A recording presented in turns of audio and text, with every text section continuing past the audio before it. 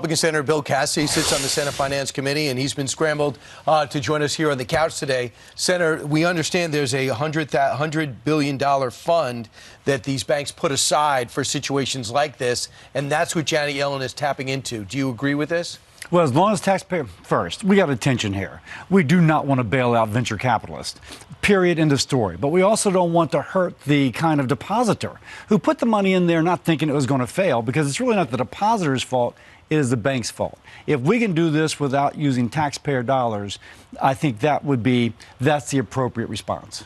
Are you concerned at all? Because you have the hedge fund manager, Bill Ackman, who says he's warning that more banks will collapse, even if the U.S. authorities intervene, he says. Well, two things. One, we saw Signature going down today.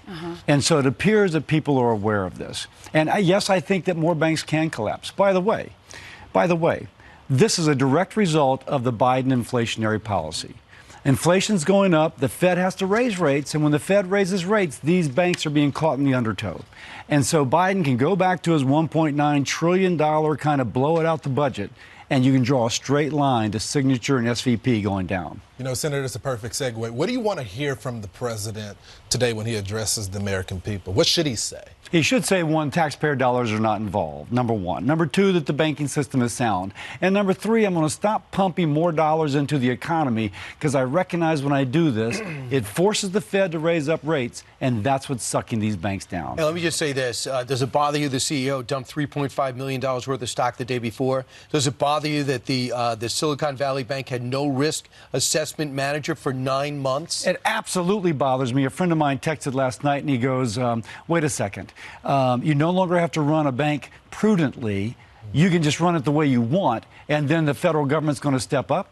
So I think that's, one, important that we not have taxpayer dollars involved. But number two, you got to look at that CEO. Little insider trading action going on. Right. And they all got bonuses. Plus, we knew the inflation was going to go up. We knew rates were going to go up.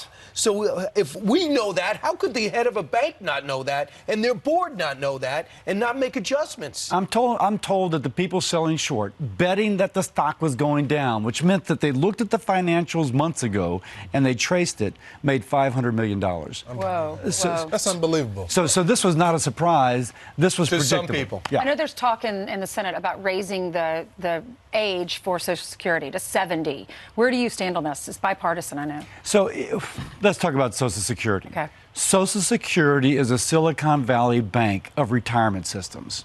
It is going broke. It's just a question of whether we let it bleed to death or whether we do something right now. We need a credible plan. If a politician tells you that he doesn't want to fix social, that there's no problem, they're either too old or too rich to care. Your benefits are going to be cut by 25% if we do nothing when it goes broke in 9 years. So you got to have a credible plan. Now, we don't know what the features of that necessarily will be, but you've got to have a credible plan, and that's what we're talking about doing. So what would you say that raising the retirement age is something that you would subscribe to?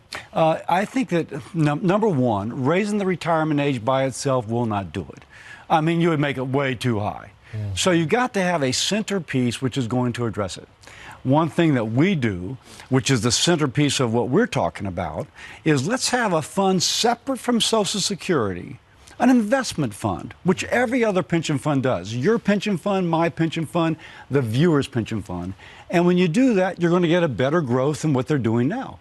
And you can use the profit from that to bridge the Social Security fund to sustainability. Yeah, but what is the likelihood of something like that passing? Because a person like me, I feel like I'm not going to get my social, but they're taking a lot out of my check to make sure that I pay for it, though. Lawrence, the only way we get out of this is if we do what I'm describing. A separate fund from social, and you let that grow. And when it grows, it can bridge social to sustainability. That's what we need to do. And the thing is, you're trying to solve a problem, and a lot of people, like the former president and everybody at the State of the Union, said Republicans will not touch Social Security and Medicare, so the president will just make hay with that, as opposed to somebody trying to solve a problem. I guess you're used to it. President Biden also is going to expect it to sign the Willow project. He's going to greenlight it, much to the consternation of Al Gore and other environmentalists. Your thoughts on this? Yeah, the Willow project, which allows oil and natural gas development in Alaska to go forward in an environmentally sound way, creating jobs, but lowering the price at the pump, lowering the oil fuel costs for the people in the Northeast. It should go forward as long as it meets those environmental standards. For too long, we're trying to push to Venezuela and Saudi Arabia, produce the oil that we need, as opposed to produce it here with our environmental standards and creating jobs for American workers. Let's do it. It's a no-brainer. Yeah. Right, right, but it's not going to be ready for a while. Right. Oh, it'll take a while. Right, and the thing is, if he really wanted to do that, he would let Alaska pump the same rates they were doing in the Trump years, but he's not doing it. Yeah, so they're always going to have a little bit of, yes, we want to, but no, we don't, as they go forward. I'll just say, when I'm reading in the New York Times about people in the Northeast going bankrupt because they can't afford their heating oil bill, there's a direct line between that and policies which are trying to dampen down North American oil production. Yeah, he's changing his stance on crime, on the border, and now on oil and gas.